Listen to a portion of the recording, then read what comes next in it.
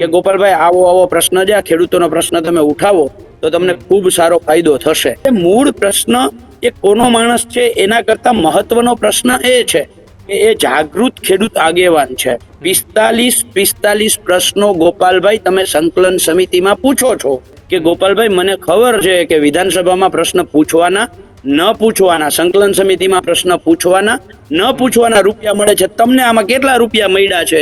ઈસુદાનભાઈ આમ આદમી પાર્ટીમાં આવ્યા પછી અને મારા સાની ડેમના કાર્યક્રમની પહેલા કેમ એક વખત વંગડીનો વ ન બોલ્યા? કેમ વંગડી માટે લડાઈ ના કરી? કે ભાજપ પાસે સત્તા છે એટલે કોઈ લોકો આંદોલન કરે, કોઈ લોકો પ્રશ્ન પૂછે, કોઈ લોકો એની સામે બોલે તો એ પોલીસના માધ્યમથી દબાવવાનો પ્રયત્ન કરે છે. તો આમાં ક્યાંક ને ક્યાંક પ્રકાશભાઈનો જે સવાલ છે એ સવાલ મને તો ક્યાંક ને ક્યાંક શંકામાં લાગે જ છે. તો પાલ આંબલિયા એનો જવાબ દેશે કે પછી એમ કહેશે કે ભાજપે મોકલેલા છે આ લોકોને? કોઈ પક્ષ હારે જોડી અને ડાયવર્ટ કરીએ તો ક્યાંક ને ક્યાંક આપણી અંદર પડેલી નાકામી છે એ બહાર આવે છે અને એ દેખાય છે. આ છે કે ઘેડમાં જે રૂપિયો 139 કરોડ અત્યારે જે ટેન્ડર થયા છે એની પાઈ વપરાય અને 1500 કરોડની સરકારે જાહેરાત કરી છે. જેમ ભાજપ આગળ પોલીસ છે એવી રીતે આની પાસે ટ્રોલ ટીમ છે એટલે ટ્રોલ કરે છે.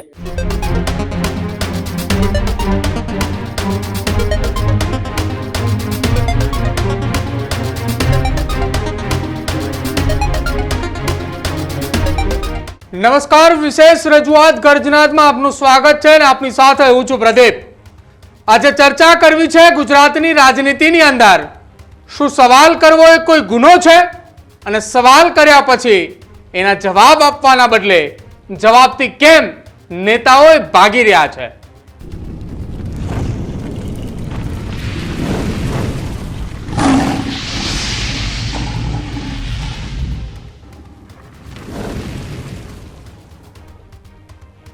ગુજરાતની રાજનીતિની અંદર અત્યારે એક ચર્ચા ખૂબ જોરશોરથી ચાલી રહી છે કે આમ આદમી પાર્ટીની સભા હોય અને સભાની અંદર કોઈ વ્યક્તિએ સવાલ પૂછવા જાય, વારંવાર એ સભાઓની અંદર એ ઘટનાઓ બનતી જાય, અલગ અલગ નેતાઓની સાથે વારંવાર પ્રદેશના મોટા નેતાઓ સાથે ઘટના બને.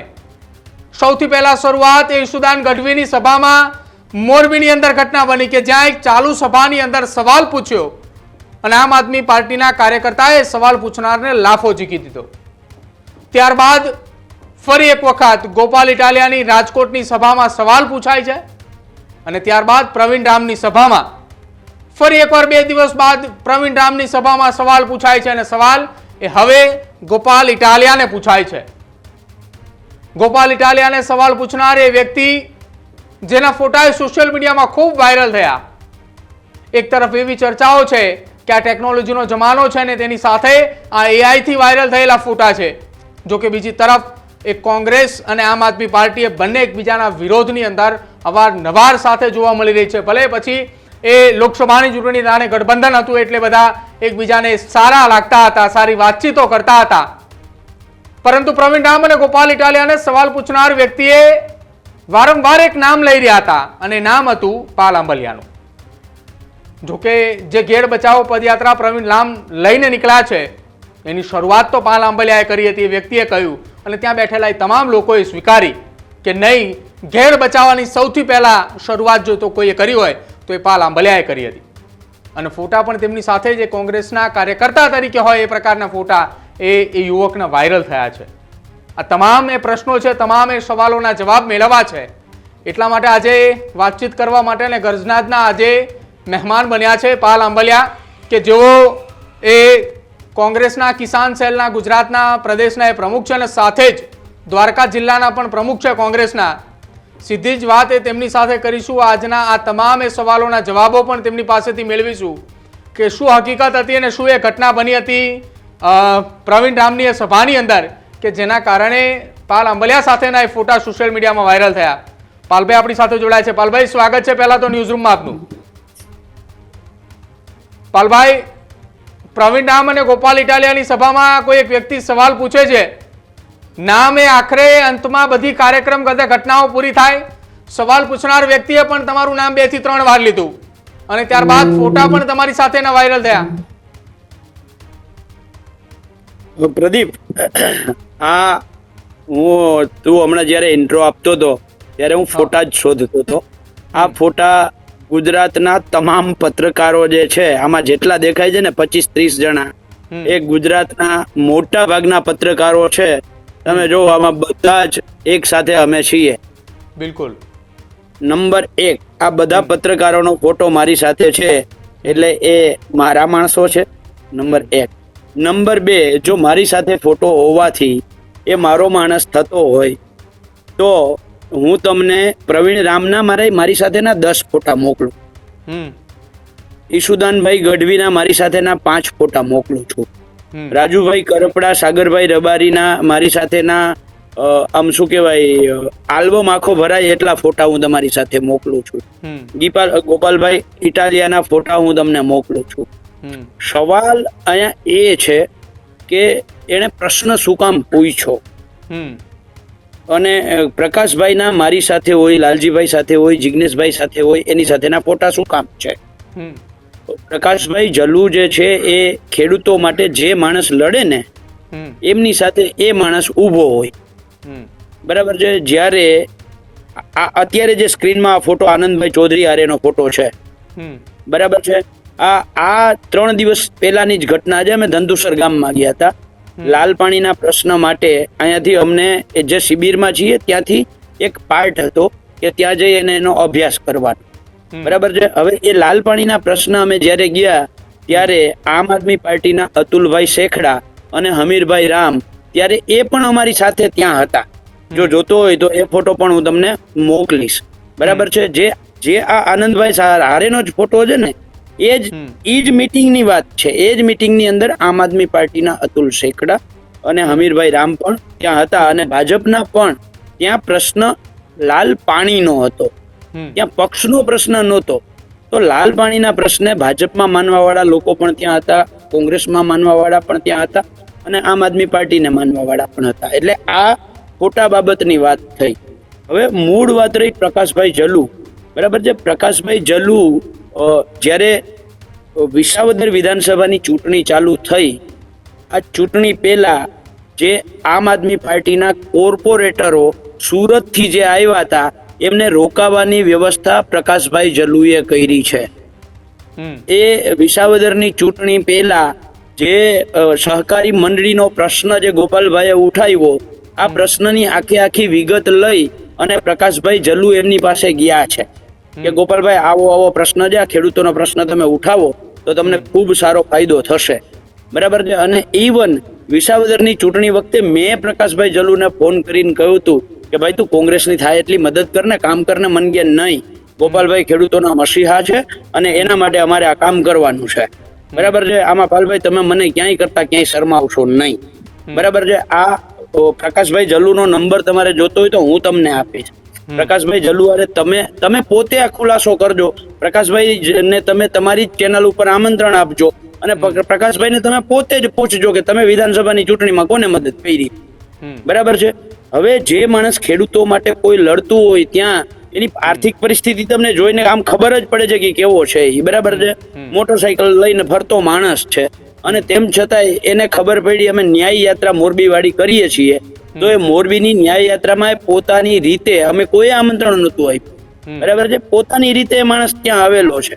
અને મારો સ્વભાવ છે એમાં તમે રાજુભાઈ કરપડાને પૂછી શકો, પ્રવીણ રામને પૂછી શકો, સાગરભાઈ રબારીને પૂછી શકો. જે માણસ લડતું હોય એને હું કાયમી મદદ કરવા ટેવાયેલો છું અને હું મદદ કરું અને હું તો આવકારું એ ખરો. જે માણસ લડતો હોય ને એ કોઈ પણ પક્ષમાં હોય એ મને ગમે એટલે હું એને મદદે કરું. બરાબર છે.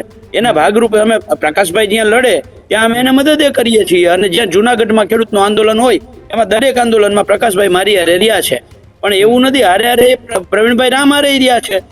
બરાબર છે. એટલે મૂળ પ્રશ્ન એ કોનો માણસ છે એના કરતા મહત્વનો પ્રશ્ન એ છે કે એ જાગૃત ખેડૂત આગેવાન છે, ખેડૂતો માટે લડે છે, ખેડૂતો માટે જે લડે એની હારે એ સતત જઈને ઊભો રહે છે, એનાથી જે થાય એ પ્રયત્નો કરે છે. અને એણે વિસાવદરની ચૂંટણીમાં ગોપાલભાઈને મદદ કરેલી છે. હવે એને ક્યાં તકલીફ પડી એ સમજવા જેવી વાત છે. એને તકલીફ જે છે એને એવું કહ્યું કે ગોપાલભાઈ તમારા વિસ્તારમાંથી એને જે આ અત્યારે જે સામે ફોટો દેખાય છે, પ્રવીણભાઈ રામ ઉભા છે ને પ્રકાશભાઈ પ્રશ્ન પૂછે છે, મને જે ફોટો અત્યારે વિડીયો દેખાય છે, બરાબર છે, એમાં એને જે પ્રશ્ન ત્યાં કરેલો છે એ પ્રશ્ન ઉપરથી એના પ્રશ્નમાં એવું કહ્યું છે કે ભાટ ગામ અને છોડવડી ગોપાલભાઈ ઇટાલિયાના મત વિસ્તારના ગામો છે. ત્યાંથી આ લાલ પાણીનો પ્રશ્ન ઉદ્ભવે છે. 45 પ્રશ્નો ગોપાલભાઈ તમે સંકલન સમિતિમાં પૂછો છો, તો આ લાલ પાણીનો 45 પ્રશ્નમાં તમે સમાવેશ ના કરી ગયા. 45 ની જગ્યાએ 46 પૂછી લીધા હોય તો હું ફેર પડે? બરાબર છે. તમે ત્યાં ના પૂછો, તમે વિધાનસભામાં ના પૂછો. પ્રવીણભાઈ રામારે મારે ટેલિફોનિક વાત થઈ હતી, ઈ ભાઈ એવું કહે છે પ્રકાશભાઈ, બરાબર છે, ટેલિફોનિક વાત થઈ હતી કે વિધાનસભામાં આ પ્રશ્ન ઉઠાવવામાં આવશે, તો પ્રશ્ન કેમ ના ઉઠાવ્યો? બરાબર છે. એને પછી એમ કહે છે ઈ ભાઈ કે ગોપાલભાઈ તમે અગાઉના કોઈ પ્રશ્ન પૂછ્યો ત્યારે એમ કહ્યું હતું કે પ્રશ્ન પૂછવાના 5,000 રૂપિયા દઈ અને લોકો પ્રશ્ન પૂછવા મૂકે છે. હું કોઈ 5,000 લઈને નથી આવ્યો, પણ એ ભાઈએ એવું કે ગોપાલભાઈને પ્રશ્ન કર્યો છે કે ગોપાલભાઈ મને ખબર છે કે વિધાનસભામાં પ્રશ્ન પૂછવાના ન પૂછવાના, સંકલન સમિતિમાં પ્રશ્ન પૂછવાના ન પૂછવાના રૂપિયા મળે છે, તમને આમાં કેટલા રૂપિયા મળ્યા છે પ્રશ્ન ન પૂછવામાં? તો આમાં એ કોનો માણસ છે એ મહત્વનું નથી. બીજું, આમ આદમી પાર્ટી અત્યારે જે ધારાસભા ગોપાલભાઈ બન્યા એની પહેલા ગોપાલભાઈ નો પોતાનો ઇતિહાસ એ છે કે એ પ્રશ્નો પૂછીને તો મોટા થયા છે. એ જયારે ધારાસભ્ય નહોતા ત્યારે એને આજ કર્યું છે, શરૂઆત પ્રદીપસિંહથી કરી છે. અને મને તો ગમ્યું કે આવો લડાયક, નહીં મારી વાત પૂરી કરું છું ભાઈ પ્રદીપ, બરાબર છે, આવો લડાયક માણસ જો પ્રદીપસિંહને પણ જે ગૃહ રાજ્યમંત્રી હોય એને, બરાબર છે, એ તો મને ગમ્યું. પણ જ્યારે તમે ધારાસભ્ય થાવ, ગોપાલભાઈ સામાન્ય માણસ, આજે પાલભાઈ સામાન્ય માણસ પણ ધારાસભ્ય થઈ જાય ત્યારે પાલભાઈ એમ ના કહી શકે કે મને પ્રશ્ન ના પૂછી શકો, કારણ કે હું ધારાસભ્ય છું. બરાબર છે. ગોપાલભાઈ ધારાસભ્ય છે તો ગોપાલભાઈને પ્રશ્નો તો લોકો પૂછી જ શકે. તો એ પ્રશ્ન પૂછ્યો, બરાબર છે, એ કોઈ ગુનો કર્યો છે? એના કરતા મેં જે કાલે ફેસબુક લાઈવ કર્યું ભાઈ પ્રદીપ, એની પાછળનો મારું જે હતું એ હતું કે પ્રકાશભાઈએ જે પ્રશ્ન પૂછ્યો, હાલો મારી યારે એના ફોટા છે, હાલો હું એમ કહું છું કે મારો જ માણસ છે, કદાચ માની લ્યો, 1 મિનિટ પૂરતું માની લ્યો, બરાબર છે, તો એ પ્રકાશભાઈ કઈ ખોટા પ્રશ્નો પૂછ્યા છે, કઈ ખોટું કર્યું છે, બરાબર છે, ક્યાંય ગુનાહિત કૃત્ય કર્યું છે, બરાબર છે, તો પ્રશ્ન પૂછવો એ તો ગુનો નથી ને. એ તો આમ આદમી પાર્ટીએ જ પ્રશ્ન પૂછવાનું શીખવાડ્યું છે, એ પોતે જ અસલી છે આનો. તો પછી જયારે એની સામે પ્રશ્નો આવે ત્યારે એ પ્રશ્નોની તો એને તૈયારી રાખવી પડે ને, જવાબ દેવાની તૈયારી રાખવી પડે. પણ આ જવાબ દેવાની તૈયારી રાખવાની બદલે જે આ ઘટના બની તે દિવસે સાંજે 8 વાગ્યાથી લઈ અને રાતના 12:30 વાગ્યા સુધી આમ આદમી પાર્ટીના કાર્યકરોએ મને ફોન કરી અને માનસિક રીતે ત્રાસ આપ્યો છે, મેન્ટલી હેરેસમેન્ટ કર્યું છે, બરાબર છે, કે આ તમે શું કામ આવું કર્યું, બરાબર. એટલે મારે બીજા દિવસે ફેસબુક લાઈવ થઈને કહેવું પડ્યું કે ભાઈ જો મને આવી કઈ તકલીફ હોત, બરાબર છે, તો પ્રવીણ રામભાઈએ જયારે આ પદયાત્રા ચાલુ કરી ત્યારે હું પોતે ત્યાંથી જે ઘેડ વિસ્તારના ગામોમાંથી જે લોકોના ફોન આવ્યા છે ખેડૂતોના, એ ખેડૂતોને મેં ના પાડી છે કે આપણે કોઈ ડિસ્ટર્બ કરવાના નહીં ભાઈ, આપણે આપણું કામ કરવાનું છે. આપણી ઘેડની લડાઈ હતી, ઘેડ માટે આપણે લડ્યા, 1500 કરોડ આવી ગયા, બરાબર છે. 1500 કરોડ ક્યાં વપરાય એની જાળવણી કરવી, આ આપણું હવે કામ છે, બરાબર છે. હવે આમાં જેને રાજકારણ કરવું હોય રાજકારણ કરે, જેને રોટલા શેકવા હોય રોટલા શેકે, બરાબર છે. આપણે આમાં ક્યાંય કરતા ક્યાંય પડવું નથી અને આપણો આશય રાજકારણ કરવાનો નહોતો.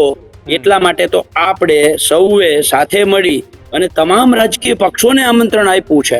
અને એ ખાલી એન્ડ ટાઈમે નહીં, જેવી રીતે ગઈકાલે પ્રવીણભાઈ રામે કહ્યું કે અમે બધાને આમંત્રણ આપીએ છીએ, એવી રીતે નહીં.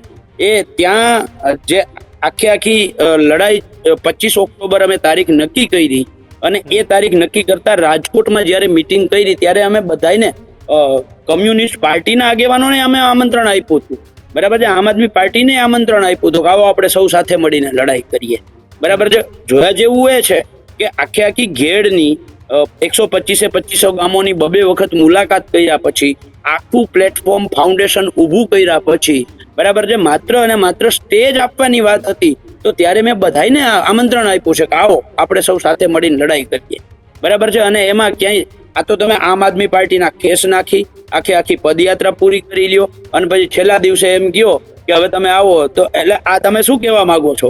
એટલે આ સૌથી મોટો પ્રશ્ન છે. એટલે આટલું જ નહીં, આનાથી હું બીજું ઉદાહરણ આપું.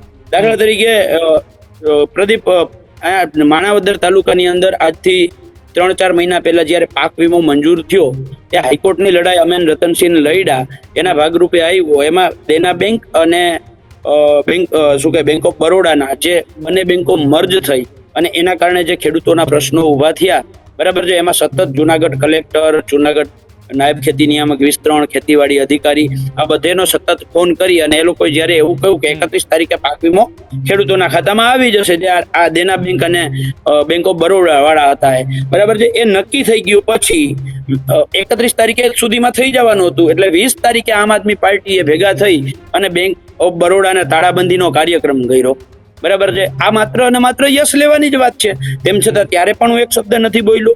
એવી જ રીતે દ્વારકા જિલ્લાની અંદર અમારે સાની ડેમનો, વંગડી ડેમનો અને રેટા કાલાવડ ડેમનો પ્રશ્ન છે.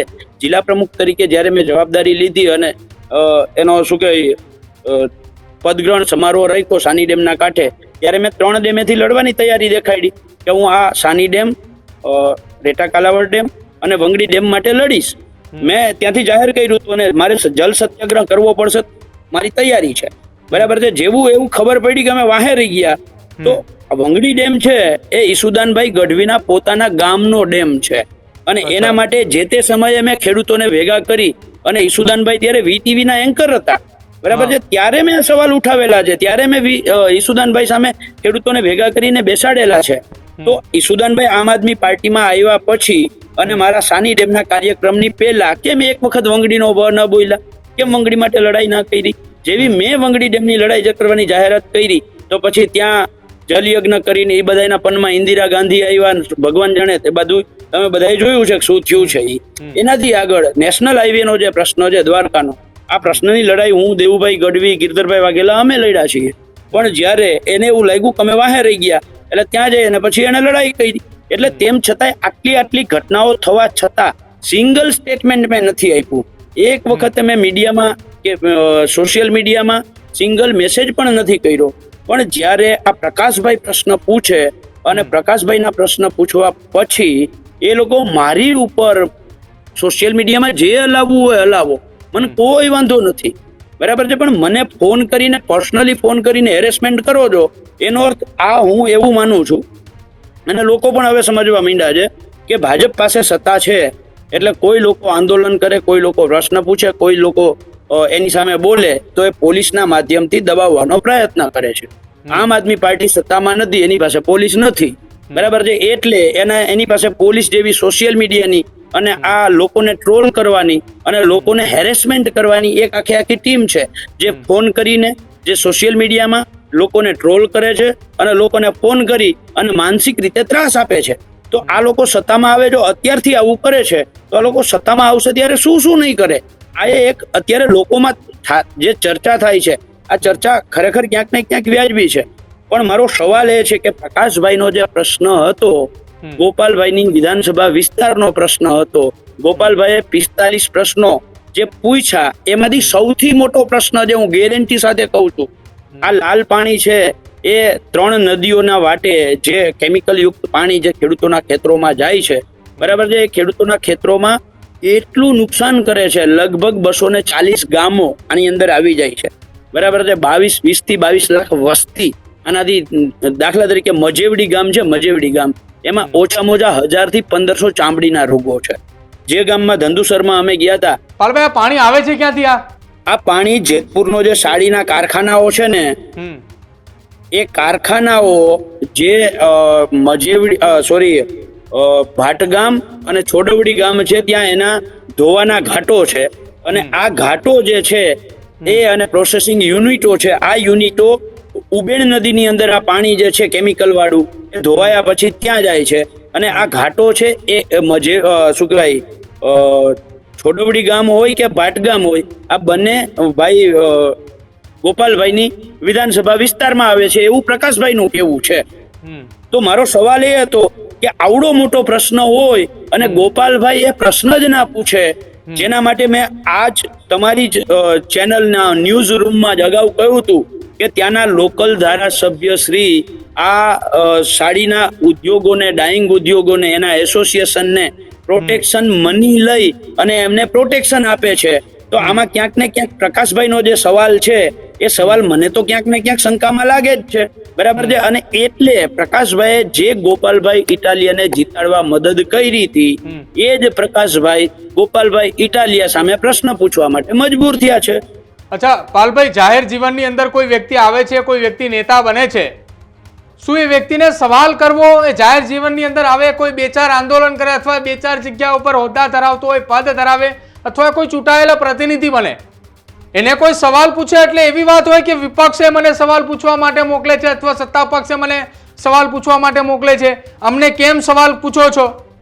પાલ આંબલિયાને કોઈ વ્યક્તિ જાહેરની અંદર આવીને 4 સવાલ પૂછે કે પાલભાઈ તમે 2015 ની અંદર એવું કહેતા હતા કે પાક વીમો મળશે, લડાઈ લડો, તો પાલ આંબલિયા એનો જવાબ દેશે કે પછી એમ કહેશે કે ભાજપે મોકલેલા છે આ લોકોને? પ્રદીપભાઈ, હું તમારો જવાબ આપું એની પહેલા મેં નીચે એક લાઈન વાંચી તમારી આમાં કે ગોપાલ ઇટાલિયાને પ્રશ્ન પૂછનાર કોંગ્રેસી નીકળ્યો. તમે એના ઉપર કોંગ્રેસી નું લેબલ ન મારો, આવું મારું એક વ્યક્તિગત તમને રિક્વેસ્ટ છે, બરાબર છે? આ મારી રિક્વેસ્ટ છે. હું તમને ના નથી પાડતો. તમે તમારા તરફથી સર્ટિફિકેટ આપવું હોય તો આપો, પણ કોઈ વાંધો નહીં. હું ખાલી તમારું ધ્યાન દોરું છું. બરાબર છે. હવે તમારા જવાબ ઉપર આવું. જાહેર જીવનમાં કોઈ પણ વ્યક્તિ હોય, સત્તા પક્ષમાં હોય કે વિરોધ પક્ષમાં હોય, બરાબર છે, સત્તા પક્ષમાં હોય ત્યારે સત્તાએ જે કામો કરવાના છે એને લઈ અને એને પ્રશ્નો પૂછી શકે. એના સિવાય જે ચૂંટાયેલા પદાધિકારીઓ હોય, ગ્રામ પંચાયતના સદસ્યથી ચાલુ કરી અને સંસદ સભ્ય સુધી, એ કયા પક્ષમાં છે, સત્તા પક્ષમાં છે, વિરોધ પક્ષમાં છે, એ નહીં, એને આપણે જનપ્રતિનિધિ કહીએ છીએ. એ જનપ્રતિનિધિને જ્યારે એનો નાગરિક પ્રશ્ન પૂછે તો એનો લોકશાહી અને બંધારણની અંદર આપેલો અધિકાર છે, અને અધિકારના લીધે જ્યારે એ પ્રશ્ન પૂછે અને એને આપણે કોઈ પક્ષ હારે જોડી અને ડાયવર્ટ કરીએ તો ક્યાંક ને ક્યાંક આપણી અંદર પડેલી નાકામી છે એ બહાર આવે છે અને એ દેખાય છે, બરાબર છે. એ સત્તા પક્ષ હોય, વિપક્ષ હોય કે જનપ્રતિનિધિ હોય, કોઈ પણ વ્યક્તિને જ્યારે જનપ્રતિનિધિને જ્યારે સવાલ કરવામાં આવે ત્યારે એ જવાબ આપવા બંધાયેલો છે.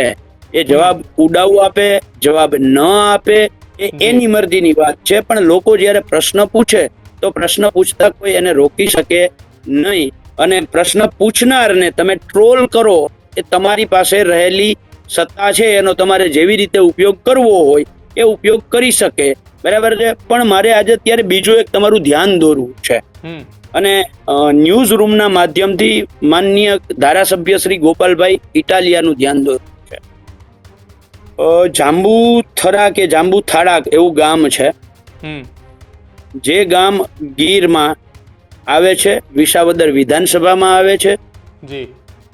લગભગ મને નથી ખબર એમાં પરફેક્ટ, હું નથી, પણ એનું પોલીસ સ્ટેશન વિસાવદર વિધાનસભા છે એ પાકું છે. એ ગામના 2 ખેડૂતોને એના ફોરેસ્ટ ઓફિસર ખૂબ હેરાન કરે, બરાબર. હવે એના કારણે એ રેન્જ ઓફિસર જે છે એની ઓફિસમાં જ દવા પી લે. એક ખેડૂત છે, એક માલધારી છે. આ જે દવા પી લે એને આજે 5-6 દિવસ થયા. એમાંથી ગઈકાલે સાંજે 6 વાગે એક માલધારી એમાંથી છે એ એક્સપાયર થઈ જાય છે. એનો પરિવાર અને ગામ અત્યારે આખું જુનાગઢ સિવિલ હોસ્પિટલમાં બેઠું છે, બરાબર છે, કે આની અમે લાશ ત્યાં સુધી નહીં સ્વીકારીએ જ્યાં સુધી એમને ન્યાય નહીં મળે.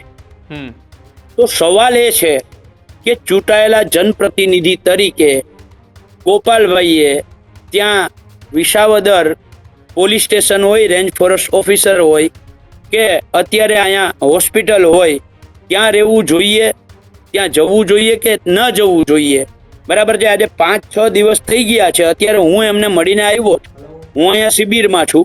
શિબિરમાં હોવા છતાં મેં રિક્વેસ્ટ કરી અને કહું કે હું ખેડૂતના દીકરા તરીકે મારાથી આ જે ઘટના બની છે, મારે કમસે કમ એ લોકોને સંવેદના એમની સાથે છે, એના માટે મળવા જવું જોઈએ, તો મને થોડીક રિસેસ આપો. એટલે એમાંથી હું રજા લઈ અને એમને મળી અને અત્યારે હું પાછો આવ્યો છું. પણ આ જ્યારે તમને એક શું કહેવાય ઘેડ જેવી બાબતમાં સરકારે 1500 કરોડ રૂપિયા મંજૂર કરી દીધા પછી, બરાબર છે, એનું ધ્યાન રાખવું એ આપણી ફરજ છે કે એ 1500 કરોડમાંથી 1 રૂપિયો આડો અવરો ન થાય એનું આપણે બધાય ભેગા થઈને ધ્યાન રાખવું, આ કામ કરવું જોઈએ. એના માટે લડાઈ કરવી જોઈએ. બરાબર છે. એવી રીતે એ લોકોએ કહ્યું કે 139 કરોડના અમે ટેન્ડર કરી દીધા છે ગયા મે મહિનામાં. તો આપણે એની સામે તપાસ કરી, ક્યાં ક્યાં કેટલા ટેન્ડરો થયા છે તો ખબર પડી 6 કે 7 જ ટેન્ડર થયા છે. 139 કરોડની સામે માત્ર 36.37 કરોડના જ ટેન્ડર થયા છે. પછી આ અત્યારે જ્યારે ચોમાસું ચાલુ હતું અને જે રીતે નદીઓની અંદર જાડી જાખરા ભરાયા, ત્યારે આપણે ફરીથી તમને યાદ હોય તો રાવલની આસપાસ હોય, જુનાગઢ બામણાસાની આસપાસ હોય, આ વિસ્તારની અંદર રૂબરૂ જઈ મુલાકાત કરી અને કહ્યું કે આ સરકારમાં 40% ભ્રષ્ટાચાર એ કોમન વાત હતી. 40% કમિશનની સરકાર આ કોમન વાત હતી. પણ ઘેડમાં તો 96% ભ્રષ્ટાચારની આ સરકાર થઈ ગઈ છે. એટલે સરકાર શ્રીએ માનનીય સિંચાઈ મંત્રી ભાઈ કુંવરજીભાઈ બાવળિયાને પોરબંદર મોકલવા પડ્યા. ત્યાંથી અર્જુનભાઈ અને કુંવરજીભાઈએ પ્રેસ કરવી પડી અને સ્વીકારવું પડ્યું કે 139 કરોડ નહીં. અમે અર્જુનભાઈ હોય, ભાઈ કુંવરજીભાઈ હોય કે મનસુખભાઈ માંડવિયા હોય, એને જે અગાઉ 3 પ્રેસ કરી અને 139 કરોડ 139 કરોડ 139 કરોડ 139 કરોડના જે ગીતો ગાયા હતા, એ ગીતોમાં ખુલાસો કરવો પડ્યો કે નહીં, માત્ર 13 કરોડના જ કામ થયા છે, 139 કરોડની કોઈ વાત નથી. એટલે આપણી જે વાત હતી કે 139 કરોડમાં 96% ભ્રષ્ટાચાર એટલે 13 કરોડ રૂપિયા જ વપરાયા છે. જો આ લયડા ના હોત તો બાકીના 139 કરોડમાંથી 13 બાદ કરો તો 126 કરોડ રૂપિયા કોકના ખિસ્સામાં જવાના હતા. આ જવા ના દીધા. આ લડાઈ છે હવે ઘેડની લડાઈ. આ છે કે ઘેડમાં જે રૂપિયો 139 કરોડ અત્યારે જે ટેન્ડર થયા છે એની પાઈ વપરાય અને 1500 કરોડની સરકારે જાહેરાત કરી છે, એ પાઈ વપરાય. આનું ધ્યાન રાખવું એ આપણી બધાની ફરજ છે. અચ્છા, આ કરવાનું છે. જી પાલભાઈ, આપણે અત્યારે ચર્ચા કરી રહ્યા છીએ. તમારી સાથે જે ચર્ચાની વાત હતી જેમાં તમે શરૂઆતમાં કહ્યું કે પ્રકાશ ઝુલુ કે જે બાલાગામનો વતની છે એ તમારી સાથે પણ જોવા મળે, ખેડૂતો માટે લડતા હોય એ તમામ નેતાઓ સાથે એ પ્રકાશ ઝુલુ હોય. મોરબીની તમારી યાત્રા હતી, પ્રકાશ ઝુલુ ત્યાં આવ્યા. તમે ભૂતકાળની અમને થોડી વાર પહેલા તમે વાત કરી કે ગોપાલ ઇટાલિયા, તમે એવું કહ્યું કે અમને કોંગ્રેસમાં વિધાનસભાની અંદર તમે પેટા ચૂંટણીમાં મદદ કરો, ત્યારે એ જ પ્રકાશ ઝુલુએ તમને એવું કહ્યું હતું કે ગોપાલ ઇટાલિયા એ ખેડૂતોના મસીહા છે. આ તમામની વચ્ચે જ્યારે આપણે અત્યારે વાતચીત કરી રહ્યા છીએ પાલભાઈ, હું તમારી સાથે વાતચીત કરી રહ્યો છું, આપણે ડિબેટ કરી રહ્યા છીએ, દરમિયાન એક વિડીયો વધુ એક સામે આવે છે. પ્રકાશ ઝુલુ એ વિડીયોની અંદર વાતચીત કરતા દેખાય છે અને આમ આદમી પાર્ટીના નેતાઓએ ફરી એક વખત કોંગ્રેસ ઉપર આરોપ લગાવતા એવું કહ્યું છે કે જ્યારે ગોપાલ ઇટાલિયાને સવાલ કરવા માટે પ્રકાશ ઝુલુ જાય છે એની પહેલા એ ફોન ઉપર વાત કરે છે. ફોન ઉપર વાતચીત દરમિયાન એવું પણ બોલે છે કે હું એકલો જઈને લડી લઉં, હું એકલો જઈને પૂછી લઉં. આ પ્રકારની વાતચીત કરે છે અને આમ આદમી પાર્ટી એવું કહે છે કે સામેની તરફ કોંગ્રેસના નેતાઓ છે. પહેલા હું પાલભાઈ આખો વિડીયો તમને સંભળાવું, આખો વિડીયો બતાવું કે જેની અંદર આ શું વાતચીત થઈ રહી છે. મારી ટીમને કહું છું એ વિડીયો એકવાર પ્લે કરે કે જેની અંદર પ્રકાશ ઝુલુ કે જે વાતચીત કરી રહ્યો છે, શું વાતચીત છે, શું ઓડિયોની અંદર સંભળાય છે પણ.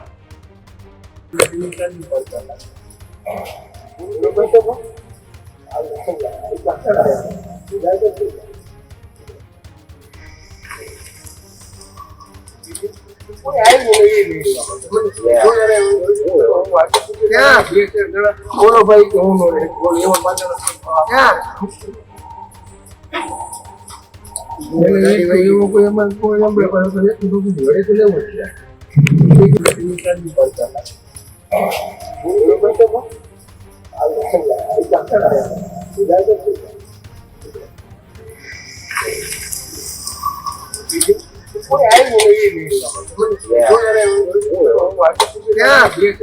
બોલો ભાઈ કે હું એવો પાછળ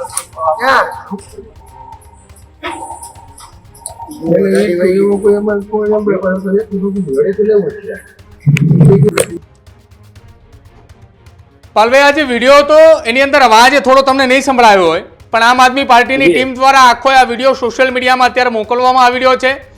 એ તમામ લોકોને મોકલી રહી છે અને એની અંદર લખાણ પણ સાથે મોકલે છે, જેમાં લખ્યું છે કે પ્રવીણ ડામની ઘેડ બચાવો પદયાત્રામાં 5 દિવસથી એક જ પેટર્નથી ચાલુ સ્પીચે પ્રશ્નો પૂછવામાં આવે છે જે શંકા ઉપજાવે છે.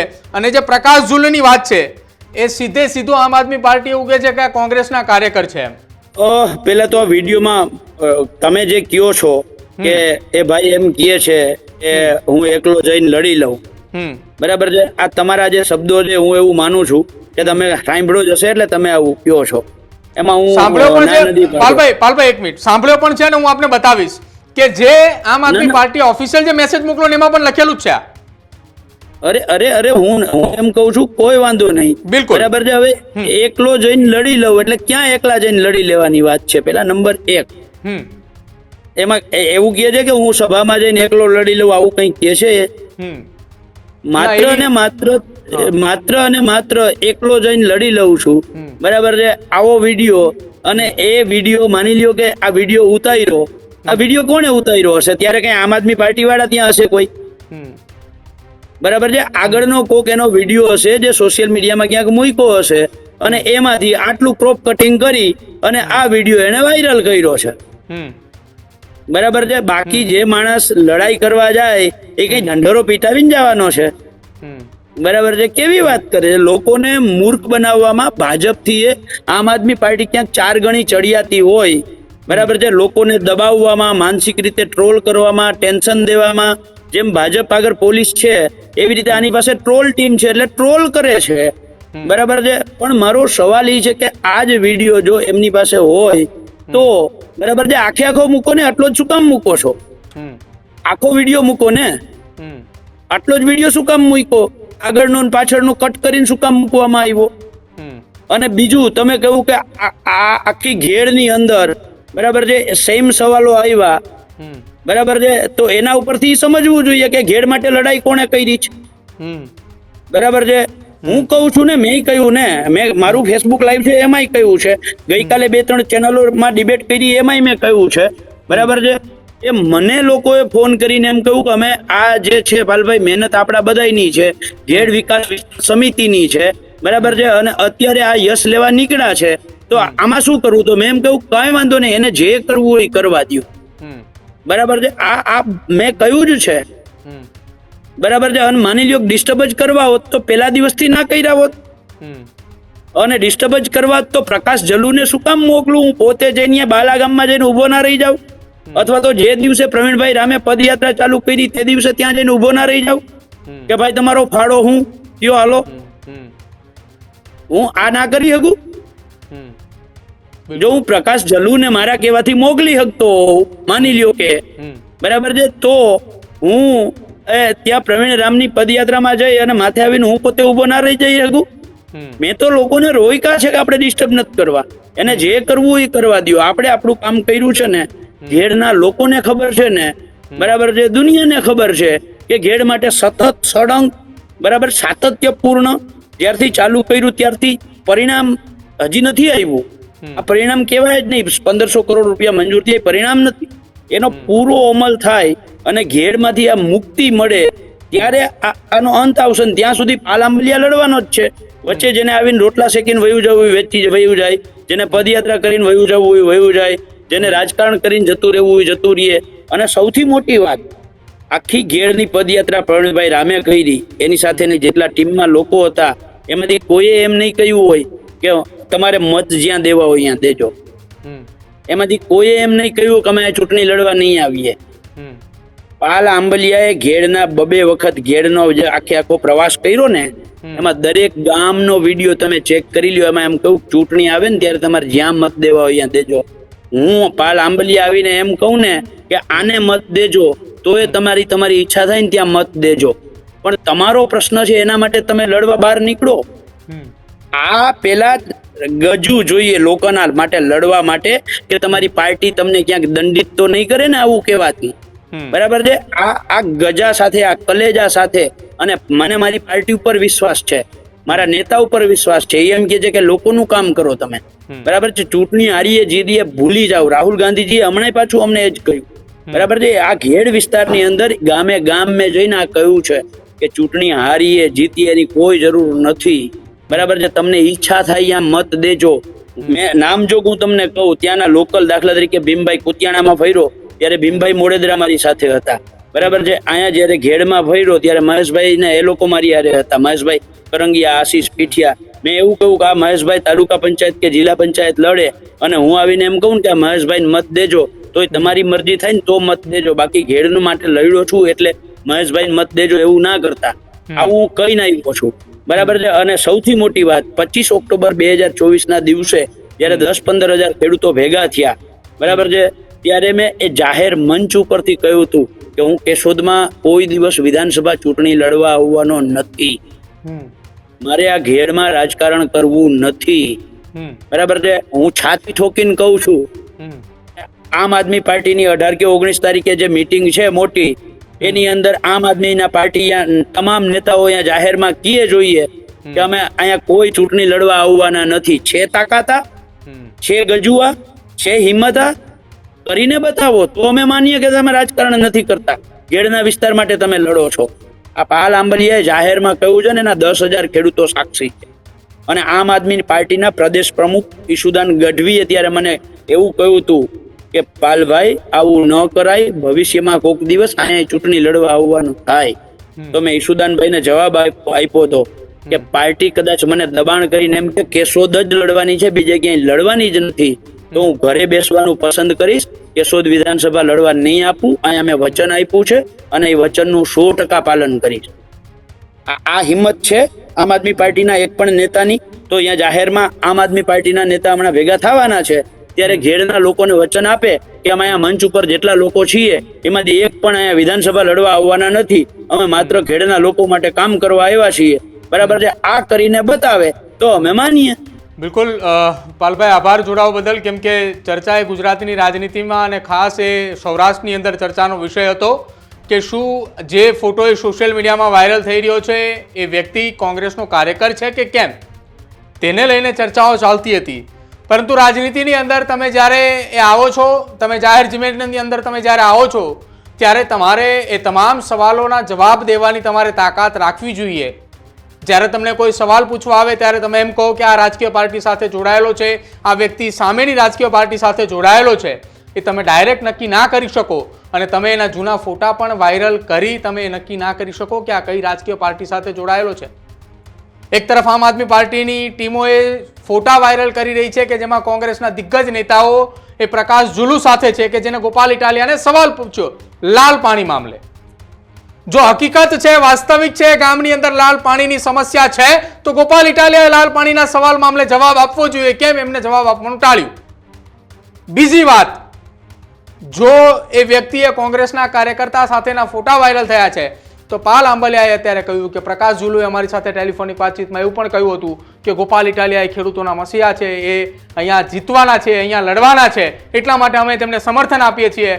કાર્યકર્તાઓ સાથે તેમની સાથે પણ જોવા મળ્યા હતા. તો આમ આદમી પાર્ટી પાસે એમના પણ ફોટા હશે તો એ પણ ફોટા થોડા એમને વાયરલ કરવા જોઈએ. રાજનીતિની અંદર કોઈ વ્યક્તિએ જાહેરની અંદર આવીને સવાલ પૂછવો એ કોઈ ગુનો નથી. અને જો તમે એવું કહેતા હોય કે રાજનીતિની અંદર આવીને સવાલ પૂછવો એ કોઈ ગુનો છે, તો આમ આદમી પાર્ટીએ જાહેર મંચ ઉપરથી અનેક વખત રાજકીય પાર્ટીની સભાઓની અંદર પણ અનેક વખત જઈને સવાલો પૂછ્યા છે, તો ત્યારે આ ગુનો નહોતો દેખાયો. ગુજરાતની અંદર અત્યારે એક તરફ એવી ચર્ચાઓ ચાલે છે, આમ આદમી પાર્ટીએ ગામે ગામ જઈ 2000 કરતાં પણ વધુ સભા કરવાનું તેમનું લક્ષ્યાંક છે ને. સભાની અંદર વારંવાર તેમને કોઈ સવાલ પૂછે છે અને જ્યારે સવાલ પૂછવામાં આવે ત્યારે તેઓ એ અલગ અલગ રાજકીય પાર્ટીની હલકી માનસિકતા હોવાની વાત તેમના દ્વારા કરવામાં આવે છે. પરંતુ ક્યારેય એવું નથી વિચાર્યું કે આપણે તેમને સવાલના જવાબ આપીએ. રોડ રસ્તાના સવાલ કરવામાં આવે તો કે પંજાબના રોડ રસ્તા દેખાય છે, ગુજરાતના નથી દેખાતા. લાલ પાણીનો સવાલ કરવામાં આવ્યો તો મૌન ધારણ કરી લીધું અને અંતે એવી વાત આવી કે કોંગ્રેસના કાર્યકર્તા છે. તમારું શું માનવું છે આખી આ ઘટનાને સંદર્ભે તે ન્યૂઝરૂમ ગુજરાતના ડિજિટલ પ્લેટફોર્મ પર જઈને અમારા કમેન્ટ સેક્શનની અંદર જરૂર જણાવજો. જોતા રહેજો ન્યૂઝરૂમ. નમસ્કાર.